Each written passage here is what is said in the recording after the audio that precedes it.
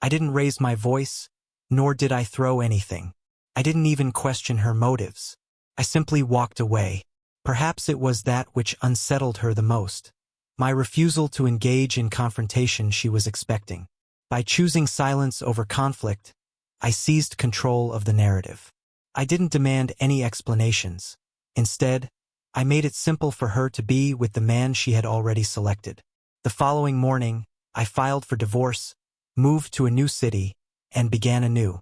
For a whole year, I never looked back, burned with both loss and a strange sense of freedom. Then, unexpectedly, she showed up at my door. Her eyes were filled with regret, emotions I never thought I would see in her. Vulnerability, remorse, and a hint of desperation. She softly whispered words that lingered in my mind. I might have been mistaken. The thing about mistakes is that they always carry consequences, rippling through lives in ways that can't be undone. Our relationship had its flaws, but I believed it was strong. We had shared 6 years together, 3 of those as husband and wife. I never questioned her loyalty. I thought it was unshakable, built on mutual respect and admiration. She was driven, always aiming for the next step in her career, and I supported her fully, celebrating her achievements without any insecurity. I believed in us and I believed in her dreams. When she was promoted, it came with new responsibilities, longer hours, and frequent work trips. I was genuinely happy for her, even proud. I told myself the changes were just a phase, that the distance between us was temporary. However, small signs began to pile up, things I tried to brush off but couldn't ignore. The way she smiled at her phone without sharing the joke, the sudden late-night work dinners, and her defensiveness when I asked too many questions. I wasn't looking for reasons to doubt her, but suspicion crept into my mind like shadows at dusk. I remember the night everything shifted. She came home, her scent tinged with an expensive cologne that wasn't mine. When I asked about it, she laughed it off, saying it was a new office perfume. I wanted to believe her, the trust and the love we had built, but deep down, an unsettling feeling in my gut told me otherwise. Trust is fragile, something you don't fully appreciate until it disappears without a trace. The moment I began to question her, I realized I never wanted to be the kind of man who snooped. My pride told me that if proof had to be sought, then the relationship was already beyond repair. But doubt doesn't just linger quietly. It festers, growing into something much darker. That night, it became impossible to ignore. She had left her laptop open on the kitchen counter. Normally, I would have thought nothing of it, but her rushed entry into the shower and her avoidance of my gaze felt suspicious.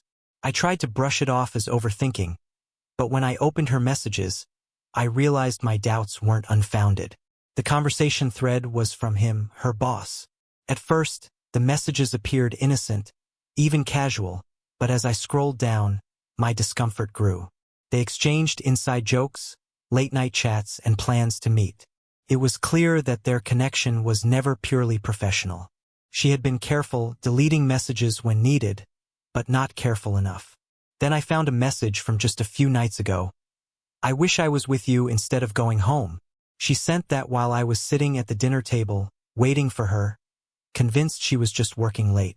My heart raced, but not from anger. Instead, a cold, sinking realization swept over me. She hadn't just been unfaithful.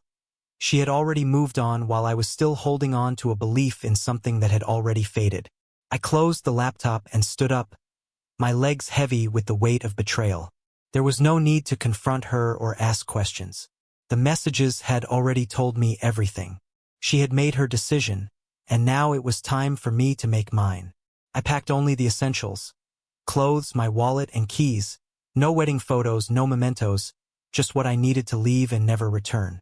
As she stepped out of the shower, drying her hair and humming, she seemed blissfully unaware that, in a matter of minutes, I had decided to leave her for good. I glanced at her one last time, memorizing the face of the woman I once knew, then walked past her, leaving without uttering a word. Some people seek closure and explanations. I needed neither. The truth was laid bare before me, and all that was left was to walk away. The act felt surreal. I wasn't running from anger. I was simply done.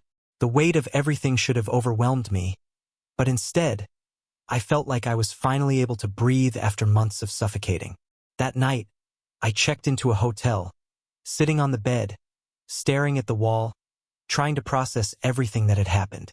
It didn't truly hit me until I turned off my phone. No calls, no texts, no explanations, just silence. The next morning, I filed for divorce. No dramatic confrontation, no pleading, no tears, just paperwork. I left a copy at our home with a simple note: "You made your choice, and here's mine." In the weeks that followed, I expected to feel regret, doubt, or loneliness. Instead, I felt relief. No more excuses, no more second-guessing, no more sleepless nights questioning everything. I moved to a new city, found an apartment, focused on my work, and hit the gym for the first time in years. My life was mine again, and slowly, I began to rediscover who I was. Meanwhile, I heard rumors about her. She and her boss didn't last. Gossip spreads fast, and it turned out he wasn't the first woman he pursued, nor would she be the last.